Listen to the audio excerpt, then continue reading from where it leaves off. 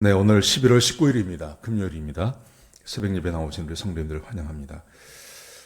우리 말씀 나누기 전에 공동기도 제목으로 기도하는 시간 갖도록 하겠습니다. 기도하시겠습니다. 홍석과 집사의 암을 치료해 주십시오. 배옥준 집사의 뇌졸중을 치료해 주십시오. 언어가 회복되고 오른쪽 팔다리에 힘이 생겨나도록 해 주십시오. 과간나 집사의 허리를 치료해 주십시오. 고나 집사가 다시 걷도록 해 주십시오. 오기선 어린이가 회복이 잘 되게 해 주십시오. 이승학 성도의 뇌종양 치료가 잘 되게 해주십시오. 우한 폐렴으로부터 우리를 지켜주십시오. 예수님의 이름으로 기도합니다. 아멘. 오늘 본문의 말씀은 욥기 28장 1절에서 11절까지 말씀입니다.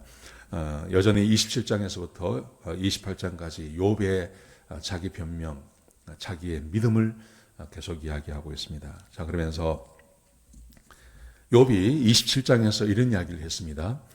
어제 그저께 말씀해요. 욥은 범죄하지 않는다. 내가 범죄하지 않는다. 왜냐하면 악한 자의 고난을 알고 있기 때문에 하나님께서 악한 자를 그냥 두지 아니하시고 그들을 치시며 악한 자들이 어떤 어려움을 당하고 있는지 내가 알고 있기 때문에 그들은 재산을 빼앗길 것이고 그들의 가족이 고난을 받게 될 것이고 그는 두려워하게 될 것이고 그 두려움이 실제로 일어나는 일들이 악한 자들에게 벌어지기 때문에 나는 악한 자의 운명이 그런 것이라는 것을 알고 있기 때문에 나는 죄를 짓지 않습니다. 이것을 27장에서 그렇게 강조를 했습니다. 그러면서요, 오늘 28장에 와서 무슨 말을 하냐 하면 욥이 이렇게 말을 합니다. 사람은 지혜로워야 된다는 거예요. 사람은 지혜로워야 된다. 그러면서 사람의 지혜를 먼저 이야기합니다. 사람이 얼마나 지혜로운 존재인지 짐승과는 비교가 되지 않는 그런 지혜로운 존재라는 것을 이야기하면서 사람이 먹고 사는 데만 지혜로우지 말고 하나님 앞에서 지혜롭게 악한 자의 운명을 알기 때문에 범죄하지 말아야 된다는 것을 강조하고 있는 겁니다. 자, 오늘 본문의 말씀은 의외로 간단합니다. 이렇게 말합니다. 1절부터 5절, 그 다음에 1절에서 1절, 2절, 그 다음에 5절에서 8절까지 말씀해 보시면 세상에 귀한 것은 다 숨겨져 있어요. 그죠? 그래서 1절에 보시면 은이 나는 곳이 있고 금이 나는 곳이 있어. 근데 그 은과 금은 잘 못 찾아냅니다. 숨어져 있습니다. 거기다가 2절에 보시면 철은 흙 속에서 찾아내고 동은 돌을 녹여서 만든다. 실제로 그렇죠? 그렇습니다. 그 다음에 5절, 6절 말씀해 보시면 땅 속에 사파이어가 있고 돌 속에 금이 숨어 있습니다.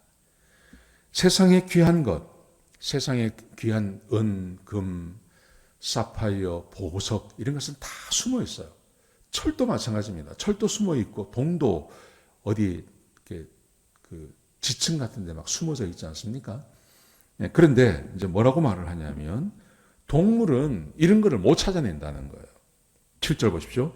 이런 보물이 있는 곳은 솔개도 매도 알지 못하고 8절에서는 사나운 맹수인 사자도 이게 어디 있는지 모른다는 거예요.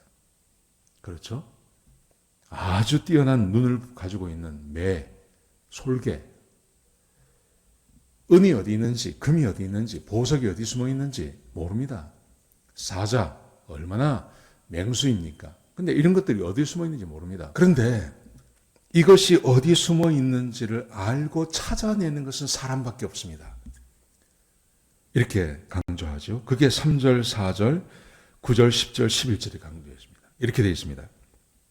3절에 보시면 사람은 어둠을 뚫고 탐지하여 어둠 속에 있는 광석을 탐지해낸다. 은이나 금이 아주 갱도 깊은 곳에 숨어 있지 않습니까? 그러면 사람은 땅을 뚫고 들어가서 거기서 은이나 금을 캐내온다는 거예요. 4절에 보시면요. 광부는 마을에서 멀리 떨어진 갱도 깊은 곳에 사람이 없는 곳에서 일을 합니다. 그렇죠? 이 금이나 음이 사람들이 살고 있는 땅에 있는 게 아니지 않습니까? 깊은 산 속에 있지 않습니까? 그러니까 거기에 들어가서 찾아낸다는 거예요. 9절에 보시면 사람은 단단한 바위를 부수고 산 밑을 파고 들어가서 기어 들어가서 거기서 찾아냅니다. 그러니까 사람은 굉장히 지혜로운 존재라는 겁니다.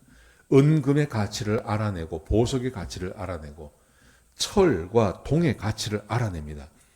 그래서 그게 어디 있는지도 압니다.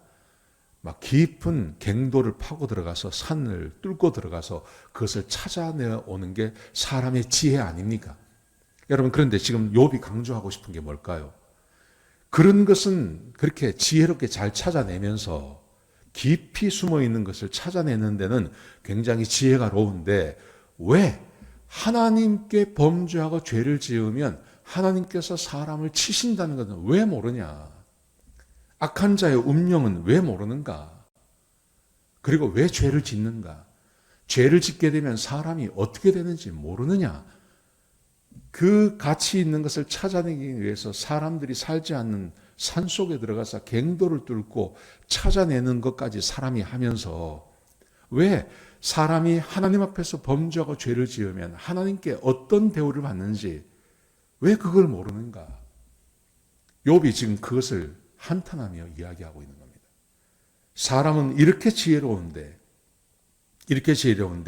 이런 지혜가 사람에게 있다면 하나님 앞에서도 당연히 범죄하거나 죄를 짓지 말아야지.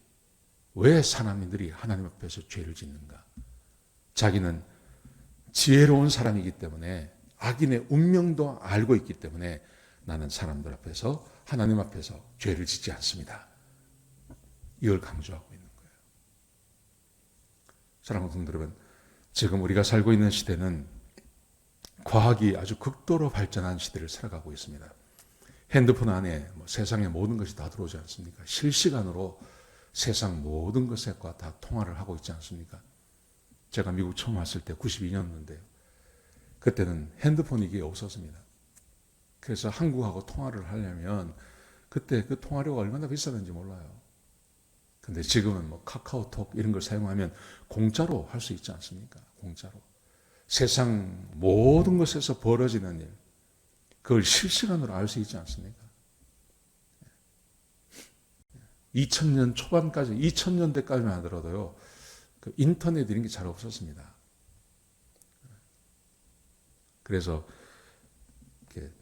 신문을 보려면 그 신문, 종이 신문이 집으로 와야 내가 세상 돌아가는 것을 알 수 있는 거죠. 근데 지금은 실시간으로 세상에서 벌어지는 일들 다 알고 있는 이렇게 과학이 발전하고 지식이 발전한 세대 가운데 사람들이 한 가지 모르는 것이 있습니다. 하나님 앞에 범죄하고 죄를 지으면 하나님께서 그 사람을 그냥 두지 않습니다.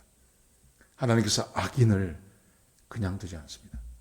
악한 자에 대해서 하나님께서 반드시 심판하시고 그들이 평안한 삶을 살지 않도록 하나님께서 하십니다. 욥이 이것을 알고 있지 않습니까? 그래서 자기는 범죄하지 않는다고 고백하지 않습니까? 우리도 이것을 알아야 할 줄로 믿습니다. 하나님 앞에 범죄하고 죄를 짓는 것이 얼마나 무서운 것인지 우리의 삶을 송두리째 앗아가 버리는 그런 것이라는 것을 기억하셔야 됩니다. 그래서 하나님 앞에 범죄하거나 죄 짓지 마시고 하나님 앞에 최선을 다해서 하나님을 경외하며 하나님을 섬기는 삶, 그 삶을 살아야 하는 것입니다.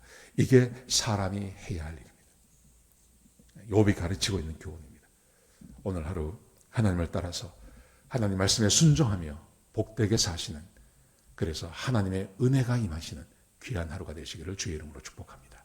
기도하시겠습니다. 아버지 하나님, 귀한 말씀 주셔서 감사합니다. 하나님, 사람들이 지혜롭다고 하지만 하나님을 알지 못합니다.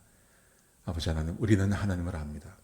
그래서 범죄하고 죄 짓는 사람들이 하나님께 어떤 형벌을 받는지 우리가 알고 있습니다. 하나님, 그러므로 우리가 범죄하지 않게 하시고 하나님 앞에 성결하고 정결한 삶을 사는, 그래서 하나님의 복을 받는 주의 백성들이 되게 인도하여 주옵소서. 주님 감사합니다. 예수님의 귀하신 이름으로 기도드렸습니다. 아멘.